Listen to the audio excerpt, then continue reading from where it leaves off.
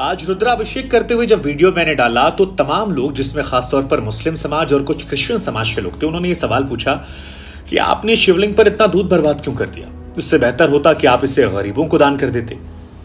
चलिए, इनका तो ठीक था, लेकिन मुझे हैरानी तब हुई जब हिंदू वर्ग के तमाम लोगों ने कहा कि खासतौर पर नई पीढ़ी के लड़कों ने कि सर आपको ये नहीं करना चाहिए था, इससे काफी बर्बादी होती है, गरीबों को आपको दान कर देना चाहिए था। कई फिल्मों में भी ये दिखाया गया, कई सारे कलाकारों ने ही पहले कहा है, तो मुझे लगा कि आज स्पष्टीकरण देना चाहिए।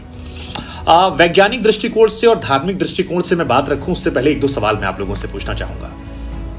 आपसे कभी किसी ने पूछा कि आप अपने बच्चों पर या माता पिता पर कितना पैसा खर्च करते हैं और क्यों खर्च करते हैं? नहीं पूछा ना। तो भगवान शिव हमारे आराध्य हैं, अपनी कमाई का अगर कोई हिस्सा उन पर खर्च कर रहे हैं तो आप सवाल पूछने वाले कौन होते हैं? और ये जो गरीबों वाले ज्ञान वाली बात है ना, ये आपको मजार पर चादर चढ़ाते वक्त नहीं आती, या चर्च में जो मोमबत्ती लगाते हैं, कभी आपने सोचा कि वो मोमबत्ती किसी गरीब की झोपड़ी में लगाकर उसको रोशन कर दें? नहीं ना। कभी आपने सोचा कि आप अपने जन्मदिन पर जो पैसा बर्बाद करते हैं, नए साल में पार्टियां करते हैं, फिल्मों देखने जाते हैं, हजारों रुपए खर्च होते हैं, 500-500 रुपए की टिकट आता है, शैंपेन पीते हैं, लॉन्ग ड्राइव पे जाते हैं, कितना तेल खराब होता है? कभी सोचा आपने? नहीं सोचा होगा, क्योंकि वो शायद सोचने वाली बात नहीं है, एजेंडे में सूट नहीं करता। हमें तो हिंदू धर्म को टारगेट करना है।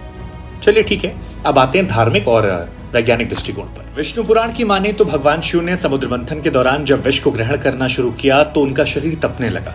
देवताओं ने पानी पिलाया, असर नहीं किया। इसके बाद दुग्धाभिषेक करवाया गया, भगवान को राहत मिली, और तभी से ये मान्यता है कि दूध चढ़ाने से भगवान शिव प्रसन्न होते हैं और हम जैसे भक्त दुग्धाभिषेक करवाते हैं। खैर, इससे आपको क्या लेना देना। इसके अलावा क्या आप जानते हैं कि ज्यादातर शिवलिंग जो हमारे हैं वो नदियों के पास, कुएं के पास या समुद्र के पास हैं? क्यों? क्योंकि ऋषि मुनियों ने व्यवस्था की थी कि जब दुग्धाभिषेक करेंगे तो उसे इकट्ठा कर लिया जाएगा और उसे या तो गरीबों में दूध को बांट दिया जाएगा या फिर उसका चरणामृत बनाकर भक्तों में बांट दिया जाएगा। हाँ, ये सच है कि आक्रांताओं के आक्रमण करने के बाद कुरीतियां बदले वक्त में बदली, लेकिन धार्मिक मान्यता यही है। वैज्ञानिक दृष्टिकोण से क्या आप जानते हैं कि ज्यादातर शिवलिंग वहां पर है, खासतौर पर ज्योतिर्लिंग, जहां रेडियो एक्टिव एलिमेंट निकलते हैं और दूध, धतूरा या बेलपत्र चढ़ाने से उन्हें वो सोख लेते हैं। आपको नहीं पता होगा।